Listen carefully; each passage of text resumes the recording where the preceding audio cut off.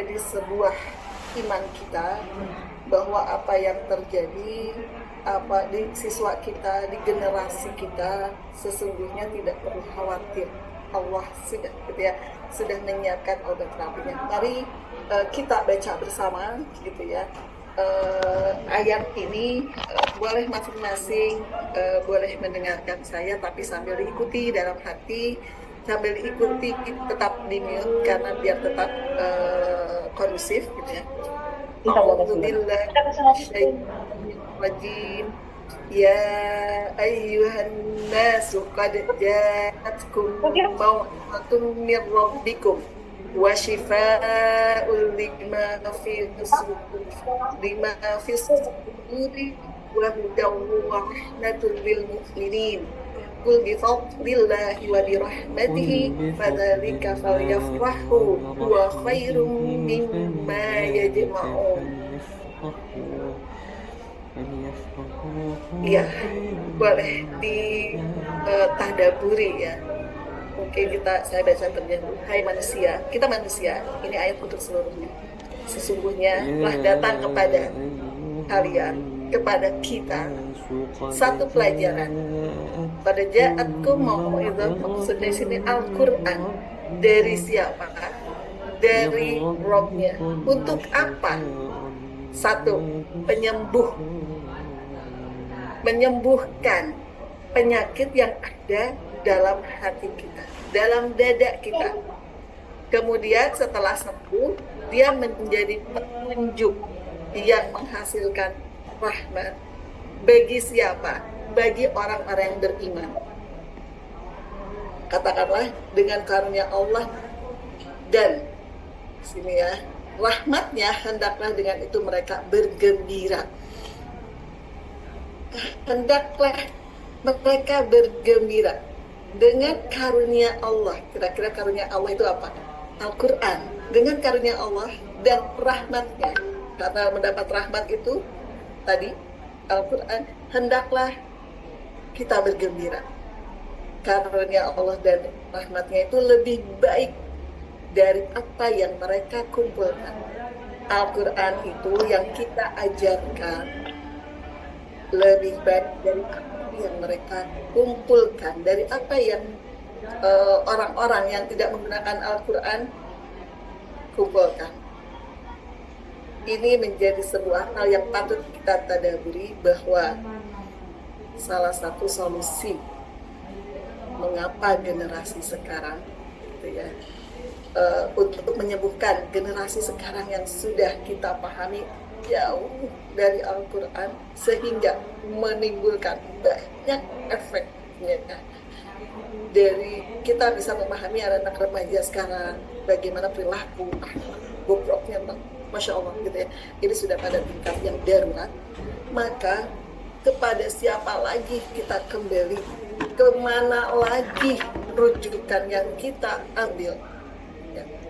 Pakai apa lagi gitu ya, pakai teori yang mana lagi kalau bukan Al-Quran? Mengapa Al-Quran? Ya karena di sini Allah sudah menjamin ketika sekolah, ketika orang tua, ketika pribadi akan memperbaiki pribadi, akan membangun sebuah umat, hanya satu solusinya, back to basic, yaitu Al-Quran. Coba kalau sudah kita memahami tadabur ini, apa yang kita akan lakukan? Saya mau di grup ini agar bisa efektif, semuanya aktif. Mudah-mudahan tidak ada yang nyambi sehingga pemahamannya utuh. Dan ini dibuktikan bagi yang bisa, silahkan on kamera. Gitu ya. Biar silaturahmi kita ya di minimalis ini kemudian jadi optimal gitu ya. Nah, boleh sekarang silahkan teman-teman tulis kira-kira ini ya, setelah ditadabur apa yang akan kita lakukan. Ya, kalau tadi tadabur, oh berarti dia penyembuh, dia nikmat yang paling besar. Kira-kira di sekolah apa yang harus dilakukan agar Quran itu tadi berfungsi? Silahkan ditulis di chatnya. Ya, saya maunya aktif teman-teman.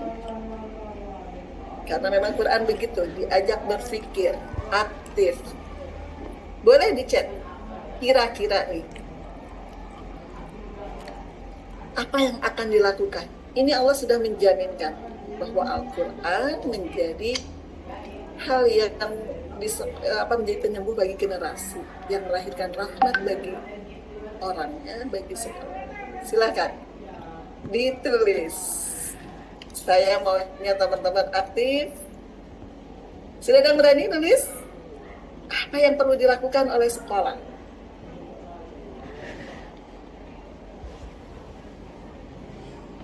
Guru di ya. Lagi? Ada? Kalau di sini, jawab. Boleh ditulis. Diwakili yang gunanya Mas Nobar budaya SD budaya Nobar Barakallah. Boleh salah satu mewakili mengajak anak membaca tadabburi misal.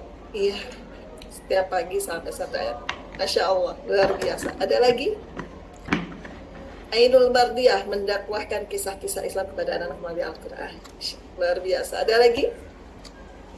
Memperbaiki bacaan Quran. Ayo langsung, teman-teman guru Quran atau memang sekolah Islam terpadu harus aktif, interaktif. Begitulah ketika kita mengajarkan ke siswa. Guru diberikan pelatihan IWR yang dilakukan sekolah menjadi Al-Quran pedoman dalam kegiatan sekolah. Ada lagi dari beberapa peserta ini? Pembelajaran Al-Quran sekolah bukan hanya bacaan dan hafalan, tapi terjemah, tadabbur dan interaktif. Ya, baik, sudah cukup ya insya Allah. Yang kedua, semuanya berusaha untuk ikut tulis. Baik, jadi kalau begitu, gitu ya, memberikan ruang untuk guru memahami Al-Quran. Masya Allah, luar biasa, benar. Itu menjadi poin-poin yang harus dilakukan di sekolah. Tapi ada hal satu yang urgen. Kira-kira agar tadi berfungsi menjadi penyembuh rahmat. Jadi tujuan kita ada pembelajaran Al-Quran itu apa di sekolah? Ya, tujuan satu kata saja. Atau dua, paling banyak tiga. Silakan. Jadi apa tujuannya? Boleh ditulis langsung. Apa sih? Kenapa sih di JSIT ada tujuan pembelajaran Al-Quran? Ayo, berlomba-lomba hafalannya banyak. Tujuannya apa? Bacaannya biar bagus, tilawahnya biar rajin. Kira-kira tujuannya apa? Boleh ditulis, saya cek ya.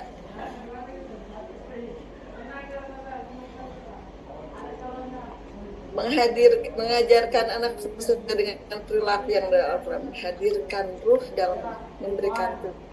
Apalagi agar karakter guru dan siswa sesuai Quran, semangat beral-Quran, wujudkan generasi Quran yang Masya Allah. Apa tujuan ada pembelajaran Al-Quran? Agar mencintai Al-Quran, berakhlak Al-Quran, tujuan mengenalkan para anak, interaksi kepada Allah, menjadikan pribadi yang berakhlak Quran. Ada lagi yang berani? Hanya guru yang aktif lah, yang berani lah, yang kemudian sukses insya Allah nanti pembelajaran Qurannya di sekolah. Hati anak semakin memahami bahwa Al-Quran adalah pedoman, hati bias jauh bisa ya maksudnya. Akhlak. Ya, teman-teman sudah ya, insya Allah sudah terwakili. Tujuannya memberikan pemahaman terhadap anak sekolah. Ya, semuanya tadi sekali lagi benar. Apa yang ditulis tadi juga banyak yang sudah menyinggung ya, satu hal yang memang menjadi penting bahwa kita tujuannya anak belajar Al-Quran itu satu-satunya adalah agar dia bisa mengamalkan Al-Quran. Gitu ya. Yang penting itu amal. Tapi dari mana dia bisa mengamalkan? Jadi mulai paham, al-fahmu, paham yang pertama. Ya, paham kenapa harus belajar Quran, paham kenapa gitu ya. Al-fahmu, paham tentang Quran, posisi Quran, kedudukan Quran, bagaimana memperlakukan Quran, diamalkan. Itu yang penting. Jadi ujungnya dia mulai belajar, ujungnya itu adalah amal. Bukan hanya sekedar pengetahuan, bukan hanya sekedar terampil baca. Itu ya. Insya Allah ya sudah mulai paham. Apa tujuannya? Amal, beramal, melakukan amal sesuai dengan apa yang diinginkan oleh Al-Quran agar berfungsi menjadi penyembuh, sumber rahmat ya bagi generasi, bagi kita, bagi alam semesta. Luar biasa ya. Itu insya Allah sudah bisa dipahami ya. Baik, kita lanjut. Iya, ini standar mutu JSIT karena tadi fungsi-fungsinya sudah sembuh penyakit-penyakit hati, kan sebetulnya penyakit hati itu lebih parah, lebih sulit diobati, lebih berbahaya dibanding dengan penyakit fisik, gitu ya. Maka di sini sudah diperingatkan oleh Allah, gitu ya, di surat An-Nisa. Jangan coba main-main, gitu ya, dengan generasi yang ada di depan kita. Allah mengingatkan, A'udzubillahi minasyaitonirrajim wal yakhshal ladzina law taraku min khalfihim dzurriyyatan dhi'afan khafu 'alaihim falyattaqullah wal yaqulu qawlan sadida. Ini menjadi sebuah cambuk kepada kita, menjadi sebuah motivasi, menjadi sebuah peringatan. Kamu harusnya takut kalau gitu ya istilahnya ngajarnya main-main, enggak sesuai dengan tujuan sehingga menghasilkan anak-anak kita, keturunan kita lemah apanya? Lemah agamanya, lemah amalnya, lemah wawasannya, lemah fisiknya, karena kita di sekolah tidak membuat anak-anak sesuai dengan apa yang Al-Quran inginkan sebagai generasi tangguh, yang paham, yang wawasannya luas, yang memperhatikan waktu, yang disiplin, gitu ya, yang khawatir terhadap kesejahteraannya. Oleh sebab itu hendaklah mereka bertakwa. Jadi kembali lagi, agar mereka terjaga, tanamkan takwa semai dengan iman kepada Al-Quran. Jadi al-iman yang ditanamkan, ya, imannya pada Al-Quran. Hendaklah mereka berbicara dengan tutur kata yang benar karena imannya, bukan karena aturan sekolahnya. Kalau ditanamkan disiplin dengan aturan sekolah, bukan dengan iman, nanti di belakang kita bisa saja jadi tidak disiplin, gitu ya. Ini inti. Baik, mengapa sih Bu Wina ngadain standar mutu? Terutama mengenal bagaimana JSIT punya standar mutu tentang Al-Quran. Yang pertama, bahwa di sekolah itu teman-teman belajar Quran bukan hanya berlomba-lomba di banyaknya juz, berlomba-lomba lancar hafal Al-Quran selesai tilawah, tapi tidak menjadi sebuah amalan. Pas ke rumah orang tuanya merasa lagi, gitu ya, kok pulang setelah sekolah gitu hafalannya banyak, gitu ya, salatnya masih harus sama orang tuanya nggak paham bagaimana harus menghormati, memuliakan ibunya, membantu ibunya, peka terhadap lingkungan, gitu. Karena nggak jadi apa, sekedar saja sekolah berlomba-lomba memikirkan sibuk bagaimana anak, gitu ya, kejar harus mencapai target, gitu ya, hafalannya segini kemudian tanpa memperhatikan pemahaman terhadap Al-Quran itu sendiri. Jadi yang ingin kita yang dengan standar mutu itu karakter Qurani, syakhsiyah Qur'annya terbentuk, bukan hanya sekedar terampil membaca Qur'annya nol. Kemudian ini kita itu dalam barisan yang besar, jaringan sekolah Islam terpadu punya 2.500 sekolah. Yang namanya barisan itu satu. Kalau misalnya Bu Wina bilang siap gerak, kemudian yang satu menghadap kiri, yang satu menghadap kanan, yang satu tujuannya ke belakang, itu disebut barisan atau enggak? Kira-kira nih kalau di depannya ada musuh, bisa nggak kita memenangkan? Kalau tujuannya semuanya itu, kita harus satu barisan, punya arah, punya mutu yang sama. Jadi kemanapun masyarakat, umat muslim bersekolah, hasilnya adalah akan kita persembahkan untuk kejayaan Islam ini.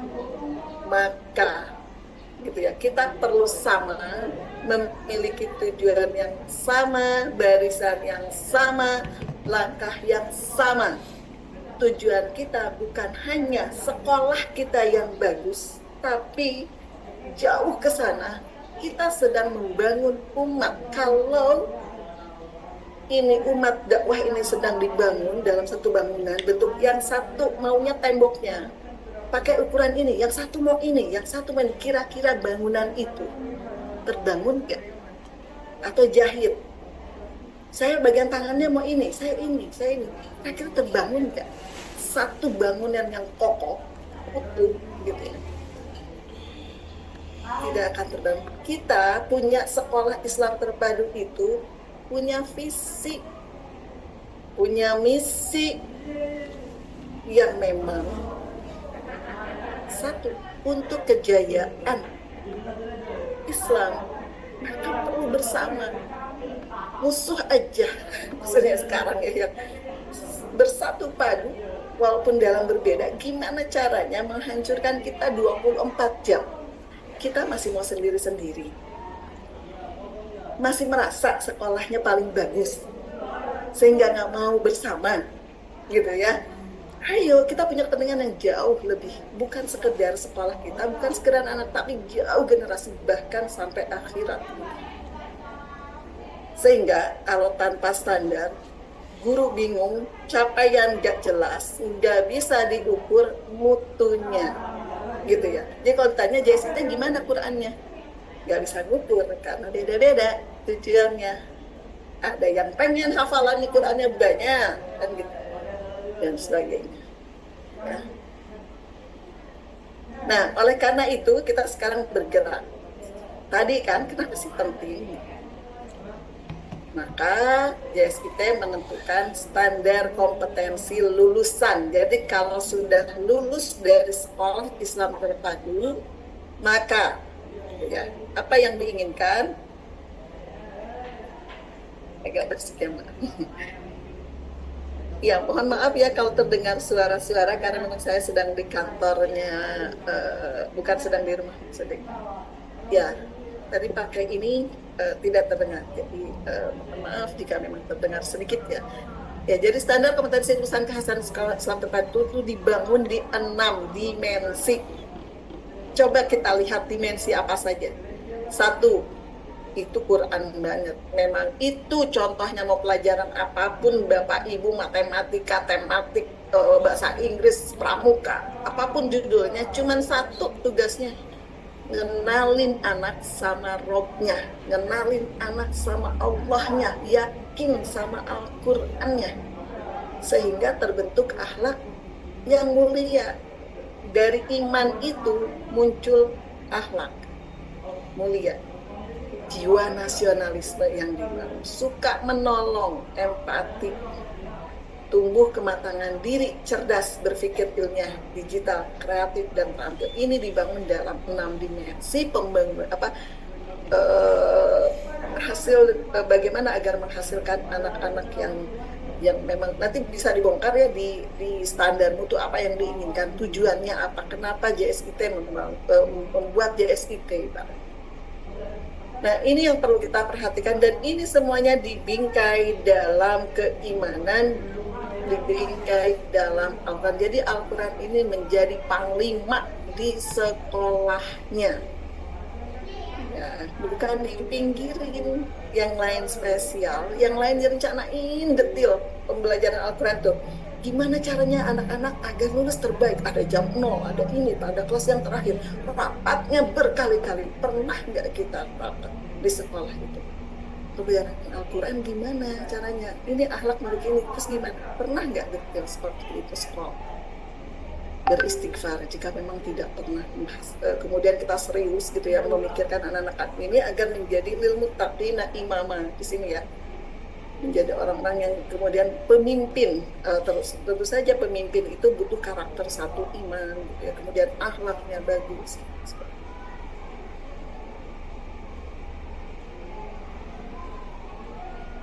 Kemudian ini, jadi kalau tadi ini hasilnya, ya, dibingkai dalam 6 dimensi, kemudian hasilnya menjadi pemimpin bagi orang-orang yang bertakwa. Didasari di sini di standar mutunya di halaman 29 itu surat Al-Furqan. Anugerahkanlah pada kami pasangan kami, keturunan kami sebagai penyenang. Walladzina yaquluna rabbana hab lana min azwajina wa dzurriyyatina qurrata a'yun. Kalau Bu Vina dan teman-teman yang aktif di pembinaan ini, kita sudah pahami bahwa doa ini Rabbana hab lana bukan hanya dibaca ba'da sholat, tapi ini dalam segala aktivitas ketika mengajar diawali ya Allah gitu ya, anugerahkanlah hari ini anak-anak yang kami pimpin, anak-anak yang kami bimbing menjadi keturunan sebagai penyenang hati kami, kemudian jadikanlah pemimpin sehingga nanti Allah menghadirkan, Allah menolong, Allah terlibat membentuk karakter itu. Jadi percayalah, karakter anak-anak bisa bagus bukan karena gurunya hebat, bukan karena programnya bagus, satu, karena Allah menolong gitu ya. Mungkin oke lah sekolahnya keren, programnya bagus, kalau Allah nggak menolong tidak akan jadi apa-apa, hanya semu saja. Jadi ini teman-teman fikrah Rabbana hablana min azwajina ini harus betul-betul menjadi sebuah landasan bagi kita bahwa kita hadir untuk mencetak, untuk bukan mencetak, membentuk, menumbuhkan karakter anak-anak sebagai pemimpin yang ini ada di dimensinya. Bu Wina, izin sebentar, saya sedikit nggak di sini kok, nggak saya nggak pergi sebentar ya. Ini dokternya mau pergi. Ya baik, saya boleh. Sebentar ya, Ustaz Usada. Ustazah Anis lagi vaksin untuk keberangkatannya. Menunaikan ibadah haji sebentar ya.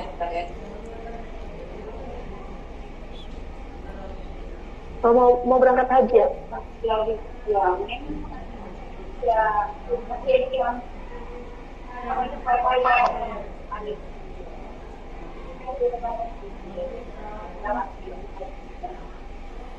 Iya, sambil lanjut ya, nggak apa-apa. Izin tutup dulu kamera Bu Wina ya, nggak apa-apa ya, saya sambil proses. Ya baik, tadi standar kompetensi lulusan. Sekarang saya pindah, yang ada di standar mutu adalah standar isi. Apa sih yang bermaksud standar isi? Standar isi itu apa aja yang mau diajarin gitu ya.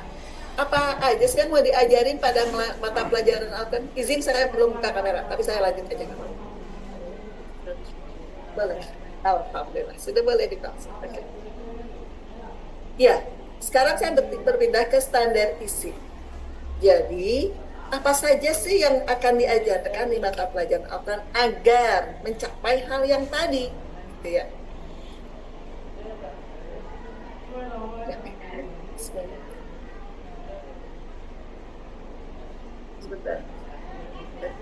Bentar ya Bu Wina.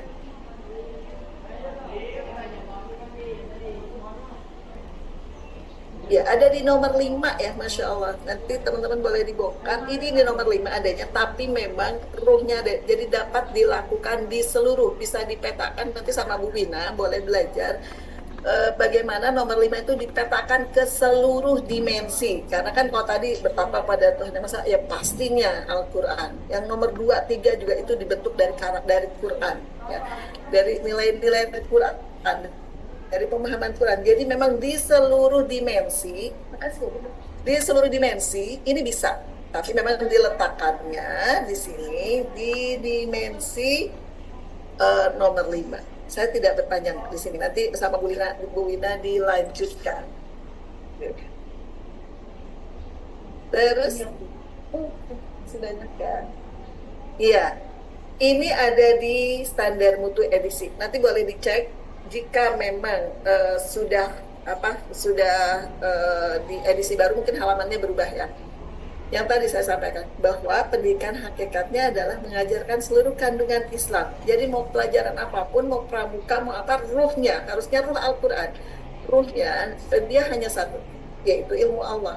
Oleh karena seluruh kandungan kurikulum di sekolah Islam dikembangkan berdasarkan pandangannya yaitu tauhid. Jadi mau belajar apapun cuman satu, ngenalin Allah SWT di pramuka. Gimana caranya anak akan mandiri. Kemudian nasionalismenya muncul. Ya kenapa? Karena dia beriman sama Al-Qur'annya. Karena gurunya mengajarkan dengan iman gitu. Bukan karena harus keren. Pramuka itu dunia. Enggak. Memang saksiahnya seorang muslim itu kuat, tangguh, kemudian yang di dasar dharma itu Quran semua gitu ya. Dasarnya kita iman dengan Quran itu, yang kemudian baru dikembangkan nilai-nilai pramuka gitu ya. Makanya SKL saku apa itu kalau itu pramuka itu punya buku SKU-nya ya. Sekarang kan sudah punya JSIT untuk mengarah ke sini. Ayo, di sini udah pada pakai SKU JSIT belum? Pramukanya sudah ada disiapin sama JSIT SKU-nya gitu ya. Kenapa? Agar ini tercapai. Gitu ya. Kemudian ini, apa yang mau diajari? Standar isi. Ruang lingkup materi. Jadi apa yang mau diajarkan? Ya, pada mata pelajaran Al-Quran. Coba kita bedah. Ini standar isi, kalau kekhasan sekolah Islam pertama itu ada 3. 1 Al-Quran, bahasa Arab, BPI. Disebutkan di sini Al-Quran menggunakan metode belajar ilman waruhan. Atau bagi yang belum, gitu ya menerjemahkannya, bagi yang belum bisa tahap ini menggunakan metode lain. Tapi bagi yang belum bisa, bagi yang sudah bisa dan bagi yang mau bersama sesuai tujuan tadi, mari mulai melangkah, gitu ya, agar sama barisannya, tujuannya sama, dievaluasinya sama, materinya sama, gitu dan sebagainya. Kemudian ada pendidikan bahasa Arab dan bina pribadi Islam. 3 ini yang menjadi kekhasan yang harus diperhatikan, yang berhasil. Kalau 3-nya ini berhasil, insya Allah akan muncul. Kalau yang lain kan sudah diperhatikan lah ya, sama Diknas, dipandu harus begini dan banyak sekali. Sudah belum serius yang ini? Nah ini dia, mari isinya. Teman-teman, untuk mencapai yang tadi, bahwa bukan hanya sekedar baca, bukan hanya sekedar hafal, bukan saja berlomba-lomba mendapatkan piala, kemudian berapa juz setelah itu tidak berbekas dengan akhlak gitu ya. JSIT mengeluarkan standar 1, ada fasih namanya, elemen fasih ya. Apa elemen fasih itu? Ada 3 hal. Ini ada di halaman 68 nanti ya. 1, iya, keluar dari sekolah Islam terpadu, anak-anak harus mampu membaca Al-Quran dengan baik dan benar sesuai kaidah tajwid. 6 tahun, kalau ada yang masih belum bisa baca Al-Quran, itu perlu ditanyakan, serius nggak sih sekolahnya? Kok ada 6 tahun, anak-anak, apakah tidak direncanakan? Pasti ada yang harus dievaluasi. Apakah tidak efektif pengajarannya? Apakah tidak direncanakan? Apakah memang kemudian gurunya dan lain sebagainya kurang? 6 tahun. Basic harusnya keluar menjadi bekalan utama. Kalaupun anak-anak tidak ke IT lagi, itu menjadi bekalan utama bagi anak-anak untuk bisa mengarungi kehidupannya. Boleh dievaluasi sekolahnya masing-masing.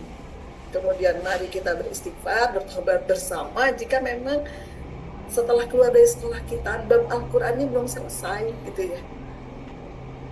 Kemudian ini ada sudah dari mulai TK, PAUD bahkan sampai tingkat SMA. Ya, baik, saya hanya membahas di sini karena nanti di bawah akan dirangkum sendiri dari ini. Kemudian yang kedua, menghafal dengan baik dan benar. Baik dan benar, bukan sekedar hafal. Hafalnya kadang ngejar target, nggak diperhatiin lagi tuh tajwidnya, kehusuannya, adabnya. Yang penting hafal aja gitu, sehingga bisa tercatat sekolah ini sudah menghasilkan gini. Kita lihat apakah benar gitu, bacaannya gitu. Apakah kemudian anak-anak menjiwainya, karena memang di sini nomor 3-nya ada mampu memahami makna surat. Ini yang diminta. Pengajarannya seperti apa? Di BP 2Ki ini sedang diproses, disosialisasikan bagaimana mengajarkannya, gitu ya. Sudah angkatan ketiga ini, untuk bab yang ini saja mudah mengajarkan, insya Allah. Besok angkatan ketiga untuk sosialisasi, untuk bagaimana ini mengajarkan agar jadi amal, dari mulai bisa baca, tilawah, kemudian paham anak-anak, kemudian mau mentadaburi, kemudian jadi amal dari surat An-Nas, Al-Falaq, Al-Ikhlas yang dihafal itu. Ingat ya, tujuan kita An-Nas itu apa? Jadi apa yang mau diamalkan anak-anak dari surat An-Nas, dari surat Al-Falaq. Maunya apa sih surat Al-Falaq itu terkait dengan kita? Harus ngapain gitu ya? Walaupun mungkin tidak seluruhnya. Dan ini dari anak TK sampai dengan SMA sudah kita siapkan. Oh ya, bukan kita, sudah Ilman Waruhan siapkan gitu ya. Tapi memang di sini ada, di standar mutunya ada. Jadi anak-anak itu ada satu elemen fasih, dia harus baca benar, hafalannya benar, kemudian mampu memahami apa yang dia baca atau apa yang dia hafal, gitu ya. Nah, selain hal yang di atas, anak-anak bukan hanya sekedar tadi, tapi gitu ya. Seiring dengan itu, di sini sudah disiapkan ada elemen santun. Santun itu mewakili perilaku. Satu yang kita minta ketika anak-anak belajar Al-Quran, terbentuklah karakter, atau surat An-Nas, terbentuklah karakter taat kepada Allah. Gitu ya. Nanti ini izin mungkin akan direvisi karena ada satu poin yang belum masuk. Jadi ciri khas, salah satu indikator keberhasilan belajar Al-Quran adalah anak-anak birrul walidain, berbakti kepada orang tua. Dari mulai anak TK itu dilatih, gitu ya, sampai anak SMA itu bisa melayani orang tuanya, nggak pernah membuat orang tuanya sedih, sebel, ya. Dia akan berusaha membuat orang tuanya senang, karena itu tadi jadi qurrata a'yun. Kan begitu doanya. Maka kita harus merancang pembelajarannya dari Al-Quran itu menghasilkan anak yang qurrata a'yun, terbentuk karakternya untuk lil muttaqina imama, gitu ya. Itu doa-doa yang kita panjatkan. Jadi hayu agar doa itu terkabul, maka kita rancang jadi sama antara laku dan mintanya sama Allah, gitu ya. Yang pertama, memiliki sifat taat kepada Allah. Ini yang dibangun adalah, makanya cuma satu capek nih, komitmen anak-anak dengan Al-Quran. Yang dibangun, yang di nomor satu itu membangun komitmennya. Makanya di sini membiasakan mengulang pelajaran huruf hijaiyah, belajar membiasakan mengulang. Jadi komitmen, membangun komitmen anak-anak agar nanti dimanapun anak itu ikatannya dengan Quran, terikat dengan Qurannya. Kan kita perlu sadari bahwa tidak semua anak, gitu ya, tidak semua dari kita Allah berikan rezeki hafal 30 juz. Iya, tapi keterikatannya itulah yang perlu dibangun di anak-anak. Jadi kelas 6 itu kalau nggak baca Quran sehari itu gelisah gitu, karena dia terlepas dari hal yang mengikat dia, pentingnya dia, dari hal yang membuat Allah suka, dari yang membuat hal Allah kemudian menjadi memperhatikan dia, gitu ya. Nah itu, jadi ketika kita akan kemudian katakan bagaimana ketika belajar fikrohnya ya, ketika kita membaca Al-Quran itu sesungguhnya sedang diperhatikan Allah, sedang disayang Allah, suaranya sedang kemudian sedang disukai Allah, sehingga anak-anak senang. Nah ini yang hal-hal seperti ini yang didapatkan, pola pikir seperti ini adalah di pembinaan guru. Bagaimana Al-Quran menginginkan seperti itu. Jadi tilawah itu bukan cuma sekedar anak-anak baca, tapi memang dia sedang diproses hatinya, bisa taat sama Allah. Apa yang disuruh Allah mau. Kalau disuruh Allah aja mau, apalagi disuruh gurunya nanti, kan gitu.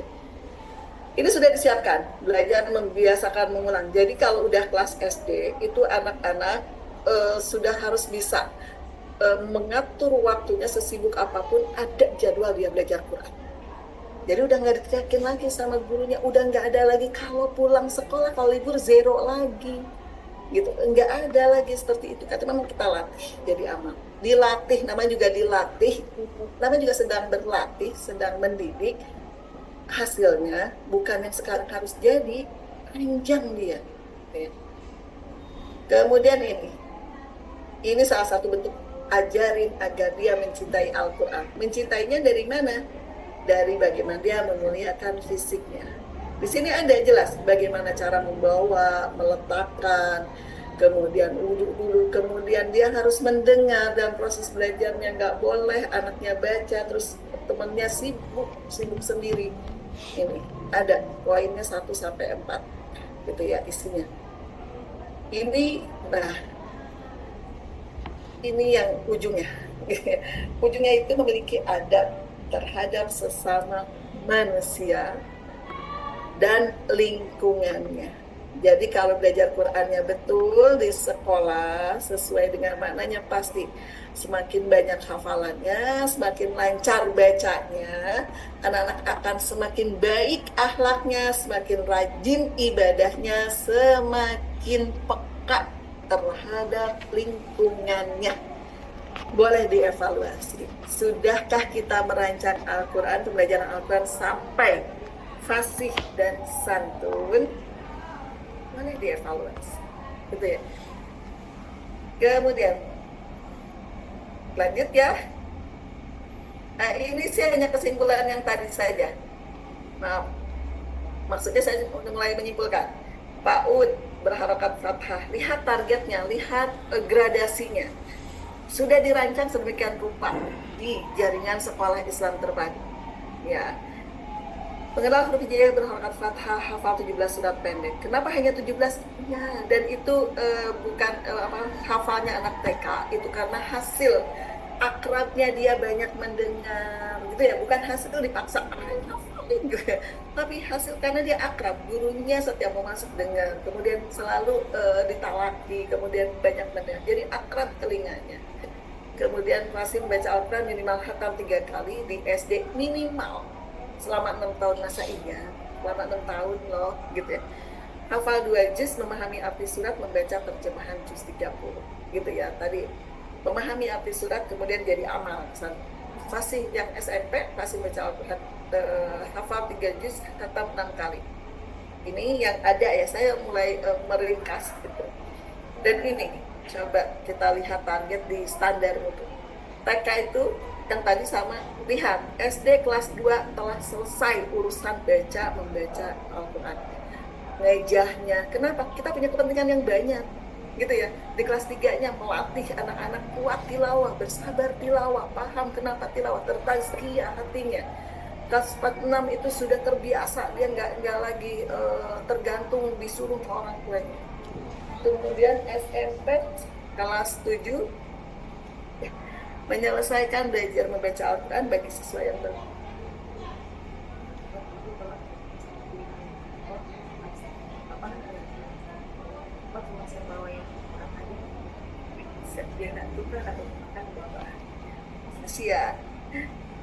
ya, SMP kelas 7 bagi yang baru belajar Al-Quran 1 tahun cukup karena dia waktunya banyak. Kemudian kelas itunya sudah menyelesaikan 6 kali khatam SMA. Nah, coba kita lihat fasihnya. TK itu belajar, SD berlatih secara umum ya, SMP sudah terbiasa, SMA menjadi tilawah. TK itu diajarin bagaimana, ayo nanti mengulang di rumah ya, surat pendeknya dikasih lah fasilitasnya, bangun tidur 3 kali ya diakrabin terus. Kalau anak TK itu ya sering dengar juga hafal, gitu. Karena dia memang masih berfungsi utama kan pendengarannya, gitu ya. Kemudian SD sudah mulai berlatih itu agak keras. Nah, coba buat ya sendiri di rumah kawan. Nah, yang kita tanya komitmen dia bukan berapa banyak. Ya. Kemudian yang SMP sudah ringan saja tilawah satu juz itu ringan gitu ya. Dan SMA sudah mampu mengajak menjadi teladan adik-adiknya. Insya Allah berfutuh ya jaya Islam di Indonesia. Generasi kita, generasi emasnya akan jadi emas, bukan generasi cemas gitu ya. Kemudian ini itu semua minimal banget diajarin 6 JP, minimal banget, jangan kurang. Tapi saya berharap setiap hari ada. Mengapa? Karena pelajaran Al-Quran bukan mata pelajaran yang kemudian tanpa makna, dia sedang ditazkiyah. Makanya kalau berharap sih setiap hari ada. anak-anak sudah tilawah jadi dikurangi, enggak, tapi tilawahnya mereka bukan sedang tilawah sebagai pemenuhan mata pelajaran, dia sedang ditazkiyah, dia sedang dilatih kesabarannya untuk berapa lama asyik dengan Qur'annya, gitu ya. Kalau bisa 6 jam itu minimal banget bagi yang nggak mungkin, tapi kalau mungkin itu setiap hari. Libur juga menjadi perhatian kita anak-anak, gitu ya. Kemudian itu tadi bagi SD ke atas yang ketiga. Standar prosesnya. Bagaimana mengajarkannya? Pasti satu harus terstruktur. Gurunya terlatih. Kalau dia pakai metode apapun, kayak Imam Marhan katakan, wafa umi, pastikan dia memang sesuai, terlatih gitu ya. Ini mau membangun umat, ini mau membangun masa depan, jangan main-main asal gurunya. Ini mau sedang membangun peradaban, masa iya gurunya asal, masa iya? Jadi kira-kira kalau bangunan kita ngebangun, kalau asal bangunannya seperti apa? Kuat nggak? Bagus nggak? Bahannya nggak disiapin dengan baik, nggak jadi tuh. Kalaupun jadi bangunan itu kualitasnya nggak bagus, jadwalnya jelas, orang tua dilibatin. Kenapa? Ini pendidikan bukan hanya di sekolah, Quran itu harus di rumah. Yang kemudian teratur, mengikuti alur pembelajaran, metodologi yang digunakan. Kalau memang belum mau pakai Ilman Waruhan, entahlah alasan kalau belum mau gitu ya. Kalau sudah mau, ayo kita siapkan, kita latih. Kemudian terukur, pastikan ada target harian, mingguan, modul ajar, day to day, perencanaan gitu ya, sehingga terukur. Dan ada asesmen setiap hari. Ya, asesmen harian, mingguan, bulanan, pastikan ini terjadi. Kalau memang sekolahnya serius. Biasanya di sekolah itu bab-bab yang kayak begini, guru Quran, pelajaran Quran jadi nomor 2. Pastikan. Kalau semuanya sekolah menjadikan ini nomor 2, Allah akan menghinakan sekolah itu. Begitu kan hadisnya ya kan? Barang siapa yang meninggalkan Al-Quran, maka Allah akan hinakan. Barang siapa yang yang dasarnya Al-Quran, Allah akan meningkatkan. Allah akan meninggikan, Allah akan memuliakan. Kalau yakin. Bagaimana standar penilaian? Karena di situ ada penilaian. Iya, yang dinilai itu tilawah, hafalannya. Tapi memang bukan sekedar ini. Ada proses yang dinilai, proses tilawah, proses hafalan, proses berlatih adab, dan bagaimana anak pemahamannya. Nggak boleh fasih doang, harus fasih dan santun. Tekniknya, pastikan standar di sekolah itu konsisten. Jadi nggak ada gini, kalau yang sama guru satu enak, cepet. Yang sama guru satu gimana? Gak mau deh, lama. Kenapa pelit gurunya? Gak bisa. Kalau di Bapak Ibu, setelah Bapak Ibu, orang tua masih menganggap seperti itu, anak masih menganggap seperti itu, artinya sekolah gak standar. Ya, gak standar sekolah. Konsisten bagaimana cara menilai, gitu ya. Kemudian bagaimana melaksanakan di sekolah? Satu, ayo Pak, kita serius, bentuk tim Quran, jangan main-main karena enggak, ya udah deh, kan bisa tuh waktu walas jadi guru Quran, betul bisa, tapi apakah kompetensinya sudah sesuai? Apakah bisa full memikirkan kurikulum Quran agar menghasilkan seperti itu, gitu kan? Ayo bentuk tim Quran. Ada koordinator, ada pimpinan sesuai dengan sunnah bahwa 5 orang harus ada pemimpin. Susun dokumennya, silabus, rencanaannya. Ini menjadi sebuah hujah kita kepada Allah ketika ditanya, serius nggak sih ngebangun umat ini ya Allah. Jadi bukan sekedar formalitas agar bisa lisensinya bagus. Sibuk gitu pas mau lisensi aja, sibuk gitu. Itu kira-kira gimana gitu ya sekolah yang seperti itu gitu ya.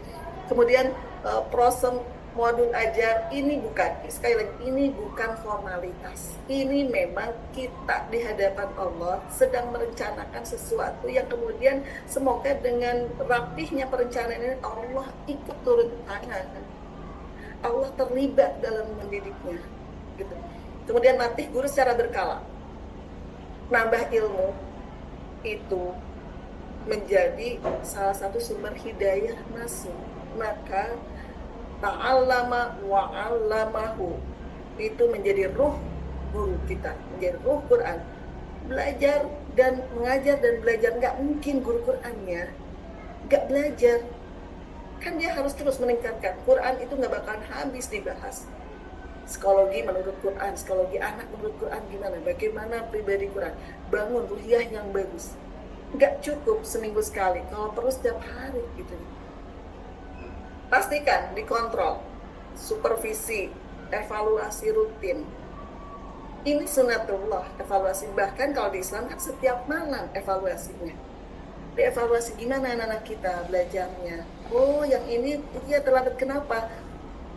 Minimal setiap bulan ada rapat koordinasi Quran membahas hasilnya. Oh, berarti perlu direkomposisi. Oh iya, bulan ini kita rekomposisi agar tidak gitu ya, libatkan orang tua dalam proses belajar.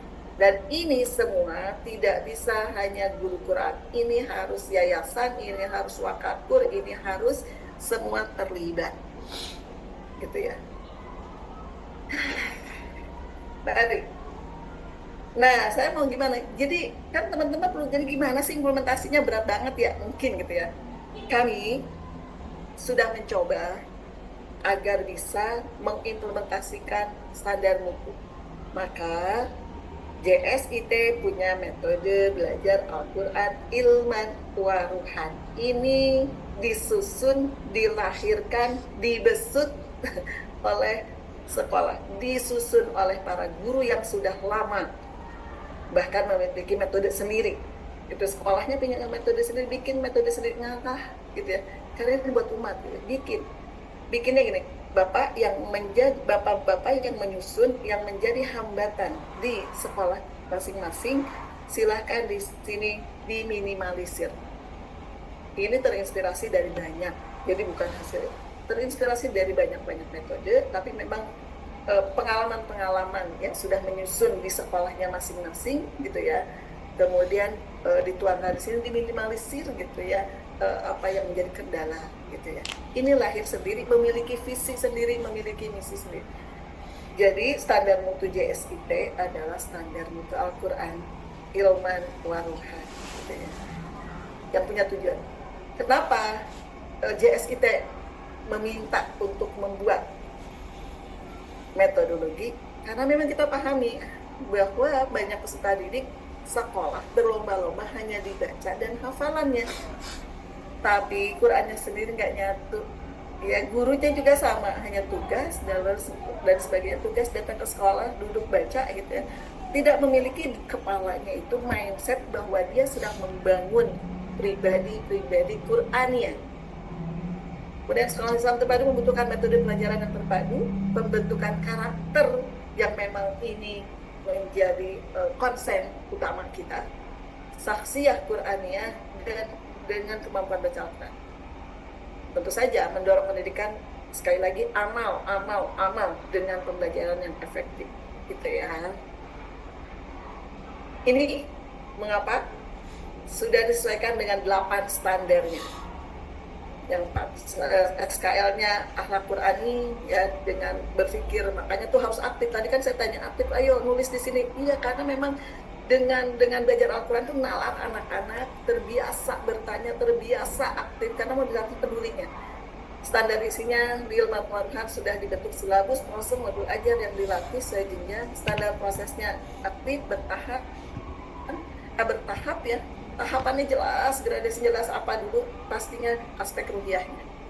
Standar penilaiannya ada rubrik penilaian, ada hafalan, bacaan, keterlibatan siswa. Standar gurunya wajib mengikuti pemilihan ilmuwan waruhan dan pembinaan Ustaz Asper. Bina itu hampir mungkin setiap hari bertemu kita lewat Zoom itu berapa, sepekan ada berapa kali Bu Wina, ada bisa sebulan 4 kali gitu ya. Sarprasnya insya Allah sudah disiapkan, pengelolaannya juga diintegrasikan tadi. Bukan hanya guru Quran, ini harus seluruhnya. Anak-anak butuh teladan dari mulai TU, yayasan sampai ke OB, sampai satpamnya. Nggak boleh ya. Kemudian ada standar pembiayaan ya. Ada efisien dengan dukungan program dari sekolah. Standar pembiayaannya ada, insya Allah ya. Kemudian ini tadi sudah ya, ilman waruhan punya aturan terstruktur, teratur, dan terukur, targetnya terukur gitu ya. Total master learning, kemudian juga nanti ada nomor 1, 2, 3 insya Allah gitu ya, sudah ya. Di Ilman Waruhan ada ini standar guru, sama di standar mutu itu 5 juz minimal untuk guru Quran, 1 juz untuk guru, tapi 5 juznya 5 juz dengan pemahaman, dengan paham, dengan yang tadi. Kemudian guru mampu merancang, melaksanakan evaluasi mengajar, ini juga pedagogisnya, standarnya, makanya ada supervisi.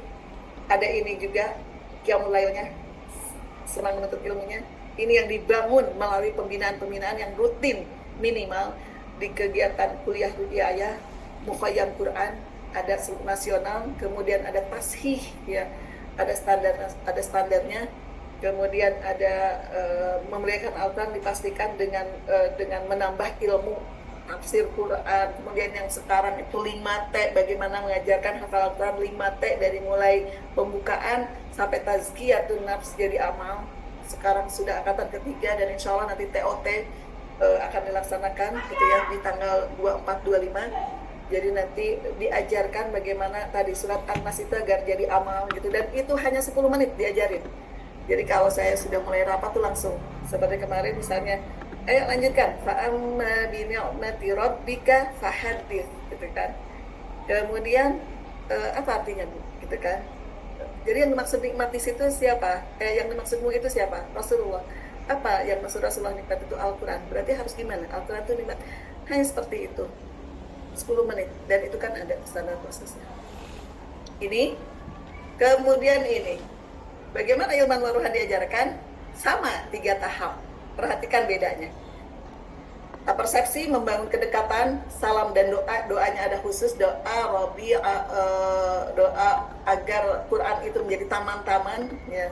Allahumma anta ja'alal Qur'ana rabi'a qalbi wa nura sadri wa jala'a huzni wa dhahaba hammi gitu ya. Itu doa yang kita siapkan agar sekali lagi pada Allah Al-Quran jadi taman gitu ya.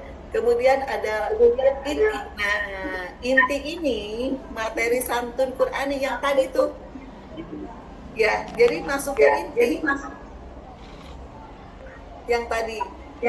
Kemudian ada hafalan pendek terus makna kandungan ayat. Ini ada yang buka, ada yang buka. Boleh Pak ya?